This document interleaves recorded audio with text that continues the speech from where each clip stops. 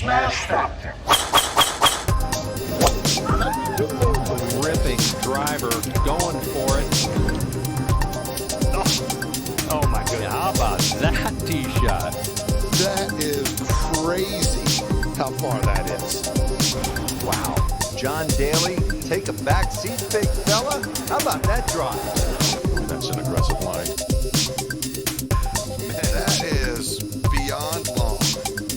Look at this. He's just driven the green. He has just driven the green. I guess hello world, huh? Welcome everybody to the Smash Factor week 34, I believe, on the 2022-2023 PGA Tour, the Travelers Championship, another elevated event coming off a major. So be stacked field, full field, potential weather. We'll get to that in a little bit, but another good tournament, to look after this week. Last week, certainly it was horrible overall for me. Just not, do my research on, and this is early Tuesday, so I will post this around lunchtime today. Wyndham Clark, number 7 in my final rankings. I had him. I had Fowler. I had Rory. Didn't have enough. Was definitely underweight on Rory and Fowler. I was close on Clark. Didn't make any of my core stuff though. No 3 max, no nothing. Was just kind of in the pool, but just not good enough when it got down to it. Was even on 6 of 6s and 5 of 6s. Just not enough pieces up there for me put together to win anything this week. Had a great round 2. Actually, it was the late round 2 because I didn't do showstoppers that night. Long weekend with Father's Day or wedding anniversary, all that kind of stuff. But finishing so late, and I had some family stuff that Thursday night, so I didn't even really play round 2 myself. I think maybe I threw a lineup in that morning, but I played the late round 2 because I had time by there, to get caught up and things like that, and I won like 4,000 on that. So definitely helped ease some of the pain for the week. Looking forward to this week. Looking forward to the run through the Open. Then we get the FedEx Cup playoffs and all that. So some great tournaments to finish the season off, and then then we'll be rolling right into football season. We'll kind of, I would imagine, sometime soon we'll get the kind of how the new golf season is going to look. I know they're going to have events in the fall, but originally it was going to be those events wouldn't have any like FedEx Cup stuff with them. The FedEx Cup and points, all that would start January 1, starting 2024. So we'll see how that works out, but good tournament here. Then we're 3 weeks away or so, maybe 4 from the Open to finish out the major season. Betting wise, started good. I know we're 3-0 to start. I know I've lost at least one of the full tournament bets. I'll do all that tonight and have the update. Been on a good run. Was 22-6, I think, over the last several weeks, including 8-1 2 weeks ago. We'll see how this week ended up. I haven't got to that yet. If you'd like to come check out the site, link is in the description. Continuing to put updates out all over the site and build the complete golf model tools and all that. All throughout the summer, and definitely by the time we get to the next year, we'll have pretty much all the big renovations we're going to do to it up. If you do a monthly now, it'll take you past the Open, so that gets you a lot of good golf. If you want to check us out, includes a 7-day risk-free trial as well. Listener League is in the description. Last week's winner, Silva 057, 480 points with a 5 of 6. He had Xander, Cam Smith, Fleetwood, Fowler, Clark, and then Adam Scott, I believe, was the one that missed the cut. To give him, Scott, a 5 of 6. And that's a really good score with the 5 of 6, obviously. With all the big Sundays by Cam Smith and Fleetwood. That was the other deal. Like, I had some live lineups, and everybody I needed to kind of do good or not fall back did. DJ definitely was heavy on. DeChambeau, was heavy on. He went backwards. I had some Cam Smith, so that helped a little. Had no Fleetwood, so that hurt. His big run Sunday definitely hurt some of those chances. So bad Sunday as well, on top of a bad week overall. Cantley did okay. He kind of finished. I think he finished 14th. fought to make the cut. That was a big sweat originally. And then, Brooks -1, he did okay. I mean, all those guys were just kind of there. I just didn't have anybody in any of my big stuff get up there really. Scheffler was the only one, but not, nothing good around him. So great lineup by him. Got the invite sent to him or her. Don't know that for sure. And jump in this week. Let's fill it up quick. TPC River Highlands in Connecticut, Cromwell, Connecticut, par 70, 68-ish, 6850-ish. Pete Dye designed 2 par 5s, 4 par 3s, 12 par 4s. Both par 5s are reachable. Plus there's a kind of drivable par 4. Mainly bent greens. There is some POA, I think, a little bit mixed in. I'm only looking at bent stuff when talking about putting. Fairways fairly wide, easy to hit. Some thicker rough at times if you get too wild off the tee.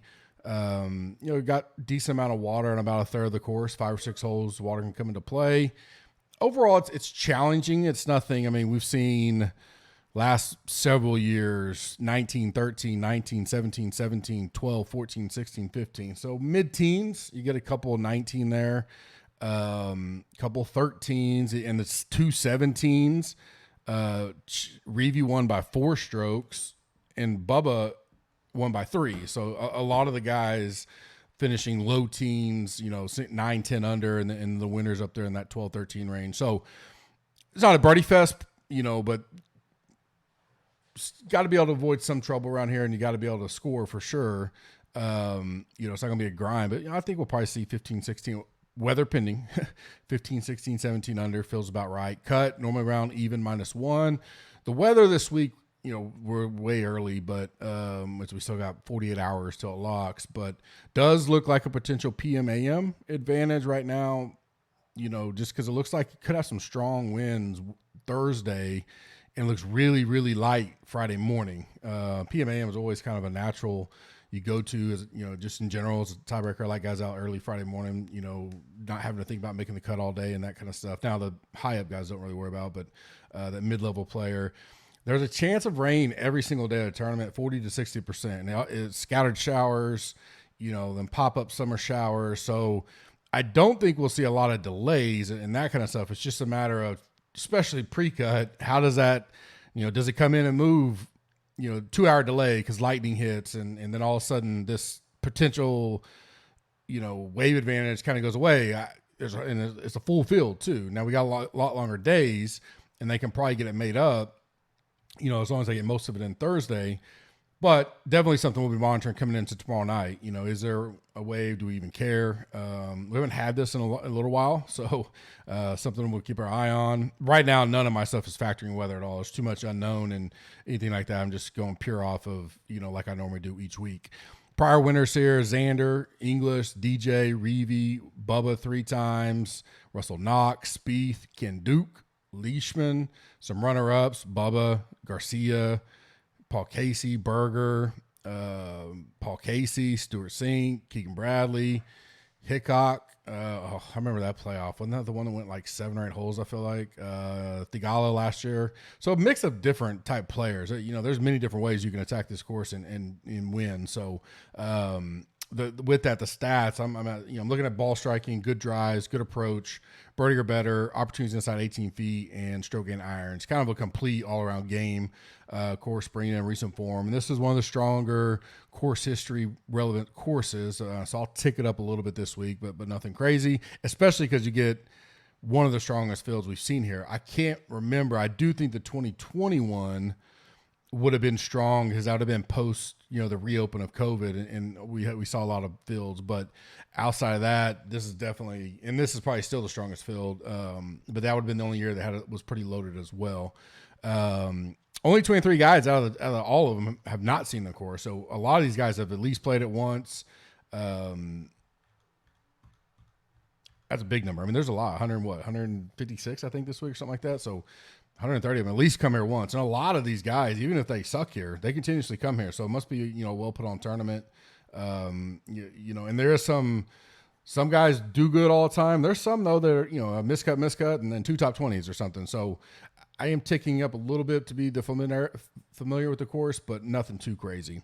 Salary ranges 5 in the 10K. I don't think we've seen that in a while. 7 in the 9K, 10 in the 8K, 42 in the 7K, 86 in the 6K.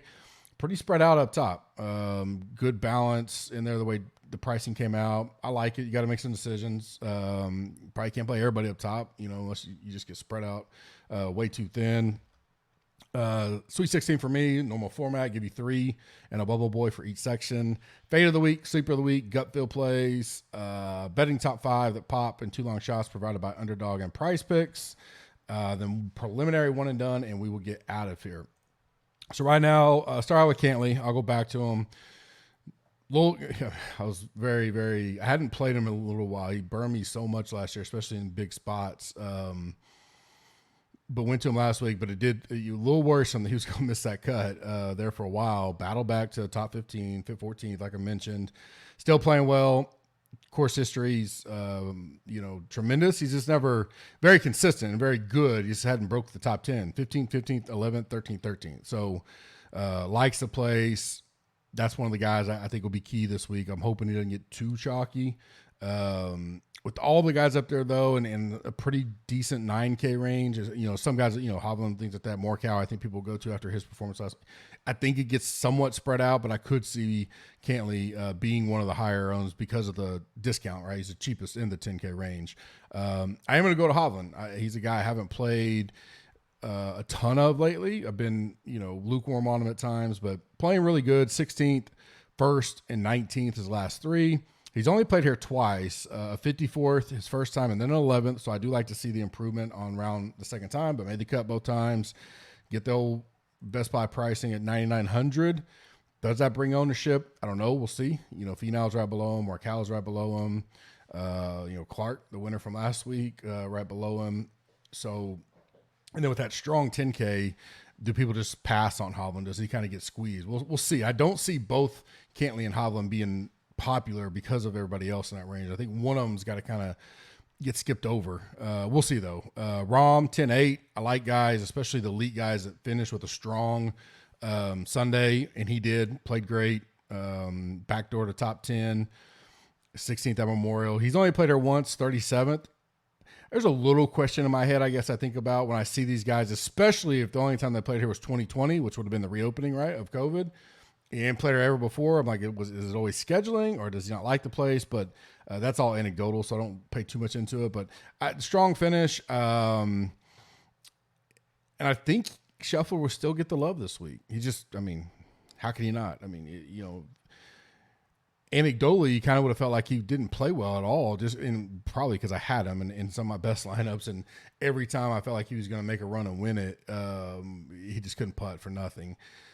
And maybe just missing all the big ones because his putting stats weren't as bad as they had been like last, but stats wise, first 6, first, second, first, 3 top 3s in a row. Actually, third his last 3 tournaments. Probably the only one negative for Scheffler there, if you wanted to go there, would be, okay history here. Nothing crazy. Miscut 47th, 13th. But between Rahm and Scheffler, I think I'm more in on Rahm right now. We'll see how ownership comes. And then my bubble boy is Scheffler. So I like both. Probably lighter on Rory unless I start, I don't have him right now on the radar. He's got similar like Cantley history here, 17th, 12th, 11th, and 19th, but he could get squeezed. And if we get a lower owned Rory, then certainly could wind up being there by tomorrow night when we get to the final thoughts. He's playing tremendous golf all the way around, but right now I'm going Rahm as the play and Scheffler bubble boy pending ownership on those two. 8K range, Matsu, 8,600 just feels a little cheap. And maybe not horribly cheap, but when I see like JT, Homa, these guys who haven't been playing well above them, right above them, Sung Jae even, who hasn't been playing well, right above him, feels like maybe he gets a lot of talk up this week. So keep an eye on that, but I do like him. He's never played here, so that could be, one factor, but it could be good, I guess. You don't know. 16th at Memorial, 32nd last week, and that's with a horrible Sunday. He's another guy that hurt me. Had a lot of him, played a lot of him around 4 showdown. That killed me. But overall, trending upward. And I would think this place fits him well. We'll see. He could be a super. Everybody goes there. I think the 8K range in general will get skipped over a lot. I think people like some of the 9 and will just go to 7. In general, the 8K range doesn't have you got the JT struggling. Like I just mentioned, Sung Jae. Homa doesn't have a good history here. Does Day get popular? Cam Young not really playing super great. So you could see a lot of good leverage spots here. But you could also see like 1 or 2 guys be super high owned and everybody else hardly no ownership in the 8K range. We've seen that recently as well. My next is Siwoo, 8,000 flat. I do like him. I like the price. I want to say it's right around where he was last week at the Open. So I'll go back to him. Pete Dye, all that kind of stuff. Definitely like him. One of my top plays of the week right now that I like in general. He's got a roller coaster up here at this course. So 26 miscut, 11th miscut. But he is playing tremendous. So he's top 17 or better in all 6 of those stats I'm looking at. 7th, 10th, 16th, or 17th, 9th, 6th, 13th. Just solid all-around game. So I don't mind Siwoo. Jason Day, if I had to go to another 8K, I'm probably going to be light on the 8K range, like I just mentioned. But even when he wasn't playing good golf, he was still doing pretty decent here. He's booked in 2 missed cuts, 2017, 2022, but in the middle there, he had 12th, an 8th, a 10th, and a 46. So 4 made cuts in a row, 3 top 12s. He had the missed cut at Memorial, missed the cut at the Open. Maybe just gets overlooked because of all that he did. I mean, everything doesn't just pop, but, recent stats, all that kind of stuff, putting, he's a great bent putter. I like him in general. Could maybe make, that next level core pool. Cam Young's bubble boy. It'll depend on, how broke I think he shows life and signs. Had it kind of going even I think early Sunday, and then just the back 9 wasn't great. And just in general, he's just been off a little bit. Now price allows for that. If you think he can get a top 20, here he has not played this course. Finished 32nd last week, and it didn't even feel like he finished 32nd. So I mean, I can't remember what he did on Sunday. Now I know he started good, but I thought he fell off a little bit. I don't think he gets much talk or much hype, so could be a good leverage play. Bubble boy, just because I got to deep dive and kind of see where I am on him in general. 7K range, Eric Cole. Continue to play him. I mentioned it last week. He plays well at all different types of setups so far since he bursted on the scene at Honda. And okay last week, 39th, but $7,300, 14th in good approach, 5th in birdie or better, 14th in opportunities inside 18 feet, 9th in stroke gain irons, 31st in putting. Love everything about that. I'll go back to him, $7,300. CT Pan, another guy who's kind of got roller coaster results here, 8th, a 36, and then miscut the last 3 years, but shows the upside a little bit. I don't mind it. 3rd at the RBC. I like that. 3rd opportunities inside 18 feet, 32nd in birdie or better. There's enough there at 7K flat, with not a very strong 6K. It was a decent 6K. I wouldn't say it was horrible. He's a guy that kind of stuck out to me in general. I do. Let's see. He's a guy I'm going to deep dive into because I want to see on the miscuts. Was it one thing, when you finish top 10 here and then those miscuts, kind of what happened those years, may move them up or may move them down by the time we get to tomorrow night. Aaron Rye, I'll go back there, $7,400, 12th at Charles Schwab, miscut at Memorial, 3rd at RBC as well, 40th here last year, 9th in ball striking, 21st in birdie or better, 22nd opportunities, 14th in irons. Putter's always kind of been his thing. He's terrible. If he can do okay on putting in a week, he can be there. It's cheap enough. I like him. Aberg, he's a bubble boy because I could see him getting steamed up quite a bit. And the pivot may be to go to Bennett or something like that. Although I think Bennett's probably I think he's even $400 cheaper. He's 7,000. 7,400. I think he, could get talked up this week. Deservingly so. 25th at RBC. I like him. I just don't. If he starts becoming maybe the closer, higher own, a guy like Aaron Rye, who may be a 1/3 of the ownership, or Griot, those type of guys, Jaeger, $100 more, could be good pivots as well. We'll see how it is. That's why he's the bubble boy for me this week. Let me see real quick. Go back over there. Hubbard, 6,900. top play in the 6K range for me right now. Good history here. 4 made cuts, no miscuts. 43rd, 37th, 13th, 46th. His last 3 tournaments, 9th, 30th, and 6th. Good form, good history. 3rd in irons, 18th in ball striking. For that price in this kind of tournament, that's enough for me to be on that price. I'll take that all day. Sam Stevens, going to continue to play him.